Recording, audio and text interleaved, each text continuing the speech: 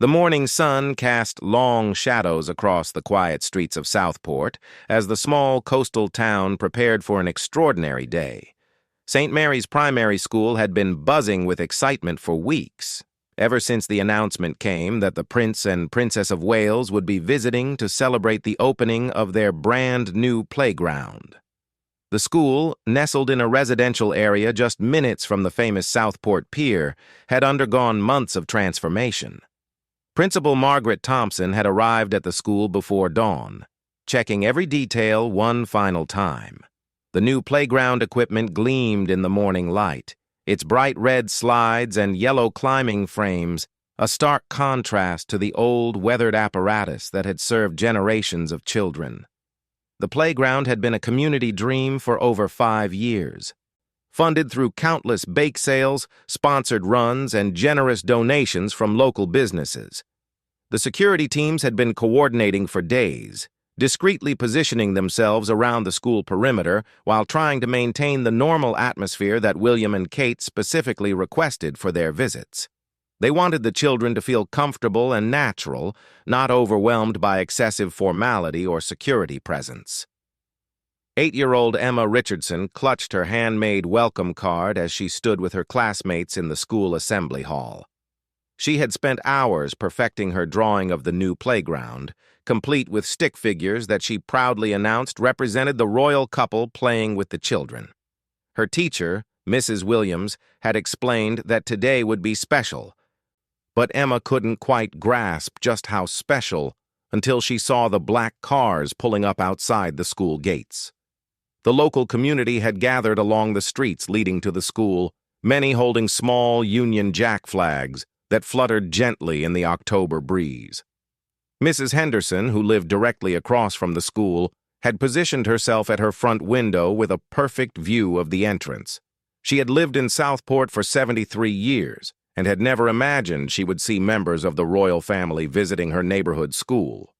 Inside the school, the staff made final preparations. The school choir, consisting of 25 children aged 6 to 11, had practiced their welcome song dozens of times. 10-year-old Marcus Chen, the choir leader, felt butterflies in his stomach as he adjusted his school tie for the 100th time that morning. The song they had chosen was "What a Wonderful World," selected because it reflected their hopes for the new playground bringing joy and wonder to their school community. The playground itself was a marvel of modern design and safety features.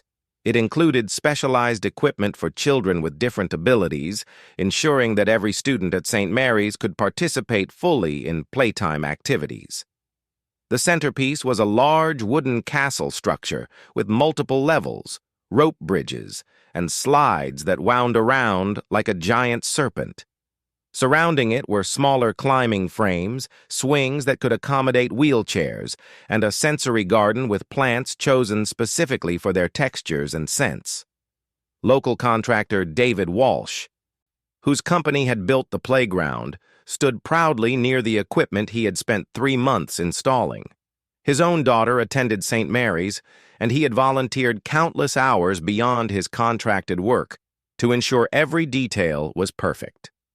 The rubber safety surface beneath the equipment had been imported from Germany, and every bolt and screw had been checked multiple times to meet the highest safety standards. The school's Parent-Teacher Association had worked tirelessly to coordinate the day's events. Sarah Mitchell, the association chairwoman, had been in constant communication with Kensington Palace's advance team, ensuring that the visit would be meaningful for both the royal couple and the school community. They had planned a tour of the playground, followed by the children demonstrating the equipment, and concluding with a small ceremony where William and Kate would officially declare the playground open. As the morning progressed, local news crews began setting up their equipment outside the school grounds. The story had captured regional attention not just because of the royal visit, but because it represented something beautiful about community spirit and the importance of outdoor play for children's development. The Playground Project had brought together people from all backgrounds and income levels, united in their desire to give their children the best possible start in life. Young Tommy Phillips, who had recently started at St. Mary's after his family moved from Liverpool, felt nervous about meeting royalty. His mother had explained that William and Kate were important people who cared about children and education. Tommy had practiced his handshake with his father the night before, determined to make a good impression if he had the chance to meet them. The teaching staff had prepared educational displays about the playground project, showcasing the children's artwork and essays about what the new facilities meant to them. 7-year-old Lucy Patterson had written about how the old playground made her sad because the swings were broken and the slide was too scratchy. She drew pictures of herself and her friends playing happily on the new equipment, with rainbow-colored skies and smiling suns watching over them. Local police had quietly increased their presence in the area, but their focus was on ensuring smooth traffic flow rather than creating an intimidating atmosphere. Sergeant Roberts, who had been with the Merseyside Police for 15 years, coordinated with the Royal Protection Officers to maintain security while preserving the warm, welcoming environment that the school community wanted to create. The excitement was palpable as the clock approached the scheduled arrival time. Children pressed their faces against classroom windows, hoping to catch the first glimpse of the royal cars. Teachers moved between classrooms, offering gentle reminders about the proper way to greet their distinguished visitors, while emphasizing that William and Kate wanted to meet them as they truly were, not as overly rehearsed performers. The new playground had already become a symbol of hope and community achievement for Southport.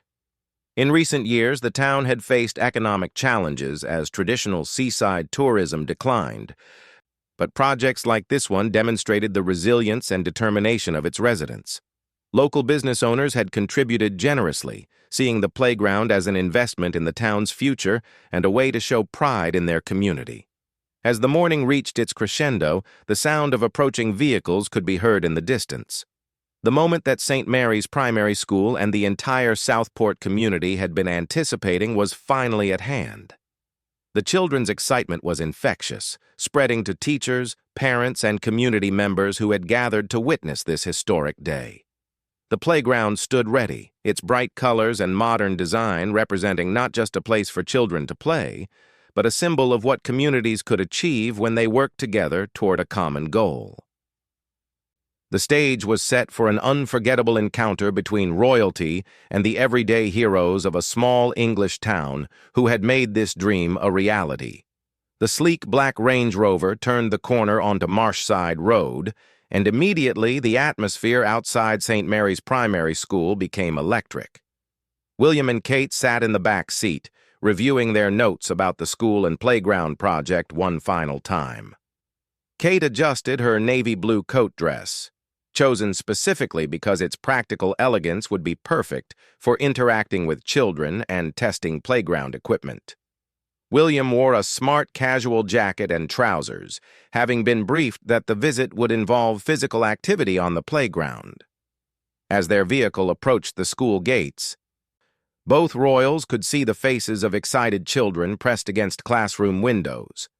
Kate smiled warmly, already feeling the infectious energy of the young students who were waiting to meet them. She had insisted that today's visit focus entirely on the children's achievement and the community's hard work, rather than formal protocol or elaborate ceremonies. Principal Margaret Thompson stood at the school entrance alongside the mayor of Southport and several key figures who had made the playground project possible. Her hands trembled slightly with nervous excitement as the royal vehicle came to a stop. She had hosted many distinguished visitors during her 30-year career in education, but nothing quite like this. The car doors opened, and William stepped out first, immediately offering his hand to help Kate from the vehicle. The crowd of onlookers who had gathered along the street erupted in cheers and applause. Children who had been watching from windows began waving enthusiastically, their faces beaming with joy and disbelief that real royalty was actually at their school. Kate's first instinct was to wave back at the children, her genuine smile reflecting the warmth she felt from the community's reception. William joined her in acknowledging the crowd, both of them clearly comfortable in this type of informal, community-focused environment. They approached Principal Thompson, who performed a small curtsy before extending her hand in greeting. The initial introductions were brief, but warm. Principal Thompson introduced the mayor and several parent volunteers who had been instrumental in the playground fundraising efforts. Sarah Mitchell, the Parent-Teacher Association chairwoman, felt overwhelmed as she shook hands with Kate, who immediately complimented the beautiful flower arrangements that had been placed around the school entrance. Rather than launching into a formal tour, William surprised everyone by asking if they could meet some of the children right away. The spontaneous request delighted the school staff, who quickly arranged for the excited students to come outside and form a welcoming line. 8-year-old Emma Richardson found herself at the front of the group, still clutching her handmade card. Kate knelt down to Emma's eye level, immediately putting the nervous child at ease. Emma presented her drawing of the playground, explaining in a rush of words how she had included everyone from her class playing together. Kate studied the artwork carefully, pointing out specific details and asking Emma about her favorite colors and activities. The genuine interest from the princess made Emma's nervousness disappear completely. Meanwhile, William had struck up conversations with several older students, asking them about their favorite subjects and what they were most excited about regarding the new playground. 10-year-old Marcus Chen, despite his earlier butterflies, found himself confidently explaining the school's music program and how the choir had prepared a special song for the visit. The royal couple then toured the interior of the school, visiting classrooms where students had prepared displays about the playground project. In Mrs. Johnson's Year 3 classroom, the walls were covered with children's essays and drawings depicting their dreams for the new play area. Kate read several of the essays aloud, her voice filled with warmth as she praised the children's creativity and thoughtfulness. 7-year-old Lucy Patterson was thrilled when Kate stopped at her desk to admire her rainbow playground drawing. Lucy had been too shy to speak initially, but Kate's gentle questions about her artwork gradually drew her out of her shell. Soon, Lucy was enthusiastically explaining every detail of her drawing, including why she had chosen to include clouds shaped like animals watching over the playground. In the school library, William discovered a collection of books that students had written about what community meant to them. The project had been inspired by the playground fundraising efforts, and the children had interviewed local business owners and neighbors who had contributed to the cause. William was particularly moved by 9-year-old James Murphy's story about his grandmother's contribution of her prize-winning garden vegetables for the school's Harvest Fair fundraiser. The atmosphere throughout the school was one of genuine joy and excitement. Teachers later remarked that they had never seen the children so engaged and confident. The royal couple's natural ability to connect with young people was evident in every interaction, as they listened intently to children's stories and responded with authentic interest and enthusiasm. As they moved through the corridors, Kate noticed the school's emphasis on inclusive education. She spent extra time in the special needs classroom, where 5 children with various learning difficulties had created tactile artwork representing their hopes for the playground. The teacher explained how the new equipment had been specifically chosen to accommodate children with different physical and cognitive abilities. William was impressed by the school's environmental initiatives, which included a small garden where students grew vegetables for the school lunch program. The garden project had been expanded as part of the playground development, creating outdoor classroom spaces where children could learn about nature and sustainability. He spoke with the school's groundskeeper, an elderly gentleman who had volunteered his expertise in creating the gardens around the new play area. The royal couple also met with local business representatives who had supported the playground project. David Walsh, the contractor who had built the equipment, explained the safety features and specialized materials that had been used. Kate was particularly interested in the wheelchair-accessible swings and the sensory elements that had been incorporated into the design. Throughout their tour, William and Kate demonstrated their commitment to understanding the real impact of community projects like this one. They asked detailed questions about funding challenges, community involvement, and the long-term benefits for the children's physical and social development. Their genuine interest made everyone feel that their hard work was truly valued and appreciated. As they prepared to move outside to the main event, the playground opening ceremony, both royals had clearly been touched by the warmth and dedication of the St. Mary's school community.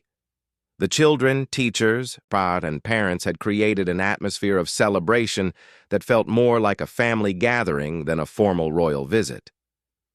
The moment had arrived to see the playground itself, the centerpiece of this remarkable community achievement. As they headed toward the back doors of the school, the excited chatter of children and the proud smiles of adults created an atmosphere of anticipation that promised to make the playground opening truly memorable. Young Tommy Phillips, who had been practicing his handshake, finally got his chance when William stopped to talk with his class. The nervous boy managed a perfect handshake and even answered William's question about his favorite subject. Tommy's confidence grew as he realized that meeting royalty was actually quite wonderful, not scary at all. The stage was perfectly set for the grand unveiling of the playground that had brought this entire community together and attracted the attention of the future King and Queen of England. The double doors leading to the playground opened with a ceremonial flourish, and gasps of delight filled the air as William and Kate got their first full view of the magnificent new play area. The October sunshine highlighted every detail of the colorful equipment, from the towering wooden castle to the innovative wheelchair-accessible roundabout that spun gently in the breeze. Kate's eyes immediately went to the sensory garden that bordered the playground, where aromatic herbs and textured plants created a natural learning environment. She walked toward the raised garden beds, running her fingers along the lavender and rosemary plants, while commenting on how the design encouraged children to engage with nature through all their senses. William was drawn to the centerpiece castle structure, its multiple levels and rope bridges, creating an impressive focal point for the entire play area. He tested the stability of the wooden platforms, clearly impressed by the craftsmanship and safety features that had been incorporated. The structure was large enough to accommodate dozens of children simultaneously, while maintaining clear sight lines for supervising teachers. The children had been arranged in a semicircle around the playground, their excitement barely contained as they watched the royal couple explore their new play space. Principal Thompson explained how each piece of equipment had been chosen not just for fun, but for its educational and developmental benefits. The climbing frames promoted physical coordination, the musical elements encouraged creativity, and the quiet reading nooks provided spaces for contemplation and learning. Without any prompting, Kate kicked off her heels and approached the smaller slide designed for younger children. The crowd erupted in delighted cheers as she climbed the steps and gracefully slid down, her laughter mixing with the joyful sounds from the watching students. Her spontaneous action broke any remaining formality, instantly transforming the event into a genuine celebration. Encouraged by Kate's example, William tested the rope bridge connecting two sections of the castle structure. His careful but confident crossing demonstrated the equipment's stability while showing the children that even adults could find joy in playground activities. Several of the older students called out encouragement and tips for the best way to navigate the swaying bridge. The school choir, led by Marcus Chen, performed their rehearsed version of "What a Wonderful World," while William and Kate continued exploring the playground equipment. The children's voices filled the air with melody, creating a soundtrack that perfectly captured the spirit of the day. Kate was visibly moved by the performance, joining in softly with the familiar lyrics. 8-year-old Emma Richardson finally worked up the courage to approach Kate and ask if she would like to see the special wheelchair swing that her friend Lucy used. Kate followed Emma to the adaptive equipment section, where she met Lucy Patterson, a cheerful girl with mobility challenges who had been one of the strongest advocates for inclusive playground design. Lucy demonstrated how the wheelchair swing worked, explaining with enthusiasm how it allowed her to experience the joy of swinging just like her classmates. Kate listened intently as Lucy described the difference this equipment would make for children like herself, who had previously been limited to watching others play. The princess was clearly touched by Lucy's articulate explanation of inclusion and belonging. Meanwhile, William had discovered the outdoor classroom area, where weatherproof benches and writing surfaces allowed teachers to conduct lessons in the fresh air. He spoke with Mrs. Williams about how outdoor education benefited children's learning and development, showing genuine interest in the research behind environmental classroom design. The official opening ceremony began with Principal Thompson presenting William and Kate with a commemorative plaque created by the school's art class. The bronze plaque featured handprints from every student in the school, along with the date and an inscription reading, "Opened by their Royal Highnesses with love from the children of St. Mary's." 10-year-old Marcus Chen, representing the student body, delivered a short speech that he had written himself. His words expressed gratitude not just to the royal couple for their visit, but to everyone in the community who had made the playground possible. His confident delivery and heartfelt message impressed everyone present, especially William and Kate, who applauded enthusiastically. The ribbon-cutting moment was handled with characteristic royal style and warmth. Rather than using traditional ceremonial scissors, Kate was presented with colorful safety scissors from the school's art supplies. William held one end of the bright red ribbon while Kate made the official cut, officially declaring the playground open for use. The moment the ribbon was cut, children flooded onto the playground equipment with joyful abandon. The careful organization of the ceremony dissolved into beautiful chaos as young voices filled the air with laughter and excited shouts. William and Kate found themselves in the middle of the action, with children eager to show them every feature of their new playground. 7-year-old Tommy Phillips, emboldened by his earlier successful handshake with William, asked if the prince would like to try the monkey bars. William good-naturedly attempted the challenge, making it about halfway across before dropping down with a laugh and admitting that the children were much better at this than he was. Kate discovered a group of girls playing an elaborate imagination game on the smaller climbing structure, where the various platforms and hidey holes had been transformed into a fairy tale kingdom. She was invited to play the role of a visiting princess, which she accepted with enthusiasm, crouching in the tunnel spaces and participating in the storytelling with genuine delight. The sensory garden proved to be a particular hit with both royal visitors. They joined children in exploring the different textures and scents, with Kate explaining how herbs could be used in cooking, and William discussing the importance of pollinators like bees and butterflies that the flowers would attract. David Walsh, the contractor who had built the playground, watched with pride as children swarmed over equipment that he had designed and installed. Several children approached him during the celebration, thanking him for creating such an amazing play space. His own daughter, 9-year-old Sophie, became his tour guide, showing William and Kate the special features that her father had explained to her during the construction process. As the formal part of the visit concluded, William and Kate spent additional time mingling with the community members who had made the project possible. They spoke with local business owners who had donated materials and funds, volunteers who had organized fundraising events, and parents who had contributed countless hours of work. The Parent-Teacher Association chairwoman, Sarah Mitchell, presented Kate with a photo album documenting the entire playground project, from initial planning meetings to construction completion. The album included children's drawings showing their dreams for the playground alongside photographs of community fundraising events and construction progress. Local news crews captured every moment of the celebration, but the atmosphere remained natural and unforced. The children seemed completely comfortable with the cameras, focused entirely on enjoying their new playground and sharing it with their special guests. As the visit drew to a close, William and Kate took a final walk around the playground, observing children playing on every piece of equipment. The sight of Lucy Patterson laughing with joy as she swung alongside her classmates particularly moved both royal visitors, perfectly illustrating the inclusive vision that had guided the playground's design. The farewell was warm and informal, with children waving from various heights on the playground equipment as William and Kate walked back toward their car. Several students called out invitations for the royal couple to return and play again, promises that were met with smiles and waves.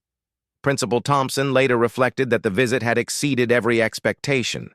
The royal couple had demonstrated genuine interest in the children and the community project, creating memories that would last forever for everyone involved. As their car pulled away from St. Mary's primary school, William and Kate looked back to see children still playing energetically on the playground, their joyful voices carrying on the afternoon breeze. The new playground was already fulfilling its promise of bringing happiness and community together, creating a legacy that would benefit generations of Southport children. The visit had perfectly captured the spirit of what the playground represented: community achievement, inclusive design, and the simple joy of children at play. Blessed by the warmth and genuine care of future monarchs who understood the importance of nurturing young lives and celebrating community spirit.